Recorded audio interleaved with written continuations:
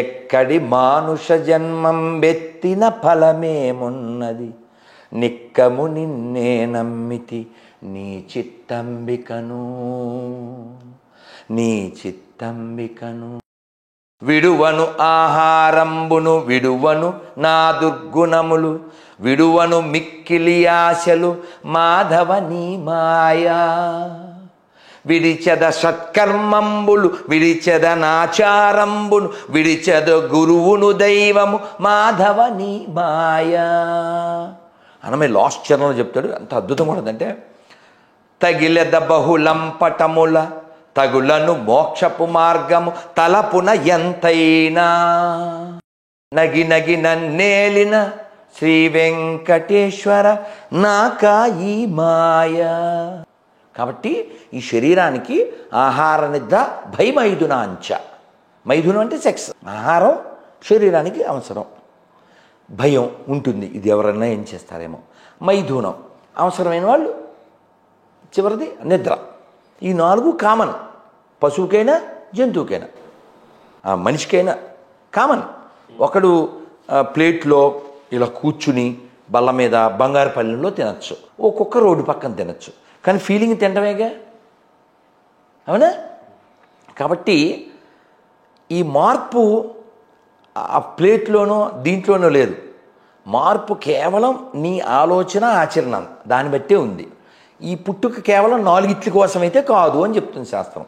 ఆహార నిద్ర భయమైదునాంచ ఎతత్ నర పశూనాం సామాన్యమేతత్. ఇది కామన్ ఫర్ బోత్. ధర్మేణ హీన పశుభి సమాన. నీకు ధర్మం లేకపోతే నువ్వు పశువుతో సమానం. కాబట్టి ఇవి టాపిక్స్ కాదు.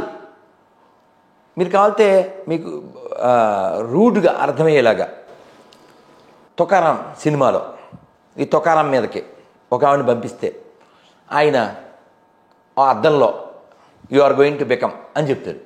ఆవిడ అద్దంలోనే ఆవిడకి వృద్ధురాలుగా కనబడుద్ది, కుష్టి అయిపోతుంది, ఆవిడకి అర్థమైపోతుంది. కాబట్టి కేవలం ఈ శరీరానికి సంబంధించిన ఇంద్రియాలు మనస్సుతో మనం ఆగిపోకూడదు. బుద్ధితో, బుద్ధిపై ఎవరైనా తిరిగితే ఏమని తిడతాం? బుద్ధి లేదు అంటుంటాం. బుద్ధికి పైన ఏముంది? ఆత్మ.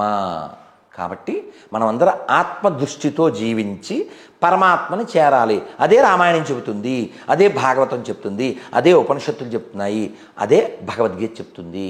భగవద్గీత ఎంత ఏంటంటే ఆత్మతత్వం కదా. అందుకనే నేను ఎప్పుడు చెప్తూ ఉంటాను, భగవద్గీత ఫర్ ఆల్ హ్యూమన్. ఇంకా వేరే మతాలు వాళ్ళకే. కాబట్టి ఆత్మదృష్టిని పెంచేటువంటి ప్రతి పుస్తకాన్ని మనం ఫాలో అవ్వాలి. కేవలం అక్షరాల దగ్గర ఆగిపోవడం ఏంటండి? దేవుణ్ణి పొందడానికి ఓం అని కూడా పొందొచ్చు. ఒక అక్షరం ఓం నమో భగవతే వాసుదేవాయ 12 అక్షరాలు.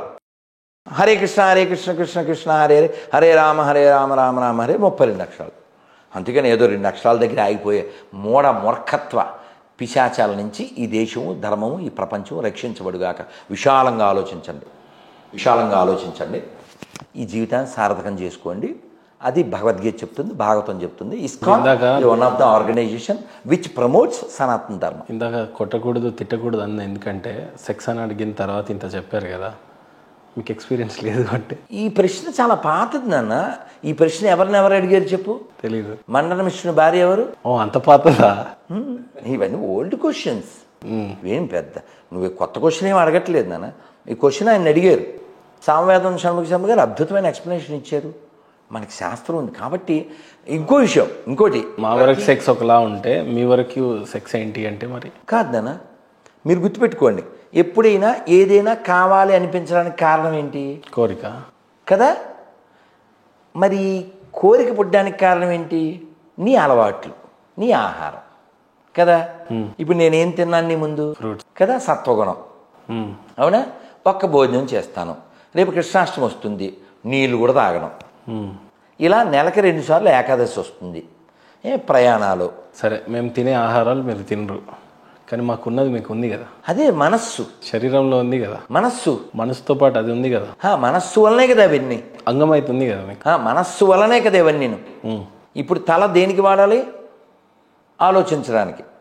అందుకని తలతో మేకు కొట్టకూడదుగా, బొక్కబడదు స్కల్ కదా. కాబట్టి మనకి భగవంతుడిచ్చిన ప్రతి వస్తువుని దేనికి వాడాలో దానికి వాడాలి. కానీ 100% కంట్రోల్ అవుతాయా స్వామి?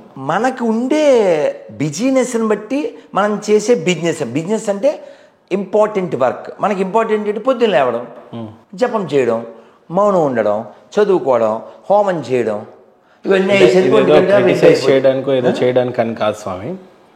మీలాగా ఎవరైనా అవ్వాలనుకుంటారు. ఎందుకంటే మీరు పాటించే ధర్మం ఇస్కాన్తో పాటు ధర్మ ప్రచారం చేస్తూ ఉన్నారు. మీలాంటి వాళ్ళు ఇంకా చాలామంది ఉండాలని కోరుకునే వాళ్ళం. కానీ నిజంగానే కంట్రోల్ చేసుకోగలుగుతామా? ఆహార అలవాట్లు ఆలోచనలతోనే సరిపోతుంది. దీనికి మా పెద్ద స్వామి చెప్పారు. మీకు బుక్ చెప్తాను, బ్రహ్మచర్య ఇన్ కృష్ణ కాన్షియస్నెస్. చదవండి, మీకు తల బదులైపోయి అంత వేడెక్కిస్తుంది, అంత గడ్డి పెడుతుంది. భాగవతంలో ఈ టాపిక్స్ బోల్డ్ వస్తాయి. మామూలు గడ్డి పెట్టరు. ఎవరు?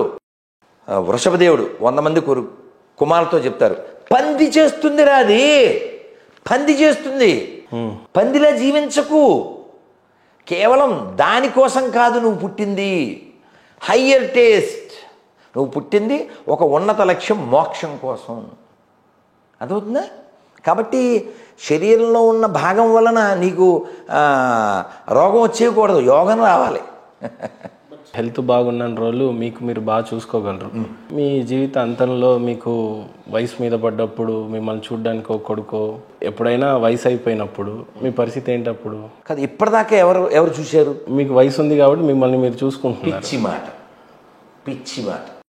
భగవద్గీతలో 12వ అధ్యాయంలో 19వ శ్లోకం, భగవద్గీతలో 4వ అధ్యాయంలో 22వ శ్లోకం, ఇవి నేను ఫాలో అయ్యేది. ఏమండి, ఇంత వాయిస్ మా అన్నయ్యకి రాదుగా, మా తమ్ముడికి రాదుగా. ఈ వంశం సెలెక్టెడ్. నీకు గుర్తుపెట్టుకోండి. నువ్వు పాడతావు నాన్న నాలాగా? లేదు. ఇదంతా నేనేమంటా అంటే, this is all designed by God. కాబట్టి ఈ డిజైన్ చివరిది కూడా ఆయనదే. ఓ పసిపిల్లవాడు బ్యాగ్ సర్దుతాడా? ప్రయాణానికి టికెట్లు కొంటాడా? వాడు చక్కగా వాళ్ళ అమ్మ రెడీ చేస్తే కూర్చుంటాడు. So I'm like a kid of the God. ఇప్పటిదాకా ఎవరు నడిపించారు? ఎవరు రక్షించారు? ఇందాక ఒకటి చెప్తా అన్నాను పద్యం. బలమెవ్వడు బలహీనులకు, బలమెవ్వడు కరిరాజుకున్, బలమెవ్వడు సుగ్రీవాదులకున్, బలమెవ్వడు పాండురాజ సుతుల భార్యకున్, బలమెవ్వడు నీకు నాకు నిజముగా కృష్ణ. ఏమండి, పడిపోతుంది సార్. నువ్వు ఏం చేసినా పడిపోద్ది. నువ్వు మంచి పని చేసినా, చెడ్డ పని చేసినా, సద్వినియోగం చేసినా, దుర్వినియోగం చేసినా, ఇది పడిపోయే లోపల అంగదా అంటే భగవంతుడు, గద్ ఎప్పుడు లోపల కలిగి ఉండు. మీరు అంగము అన్నారు, నేను అంగదా అన్నాను. ఎప్పుడు లోపల భగవంతుడిని కలిగి ఉండు. శరీరంలో ఒక భాగాన్ని కాదు, యోగాన్ని కలిగి ఉండు. శరీరం పడిపోయేటప్పుడు నారాయణ అనగలుగు. అలా అనడం కోసం నిత్యం అభ్యాసం చేయి. పొద్దున్న చూడండి, నేను మాట్లాడను. మరి మాట్లాడకుండా ఏం చేస్తావు? మేడ మీదకి వెళ్ళి భౌతిక చదువుతా, హోమం చేస్తా, జపం చేస్తా, అటు ఇటు తిరుగుతూ. ఇవన్నీ ఎందుకు? ప్రాక్టీస్ దేనికి?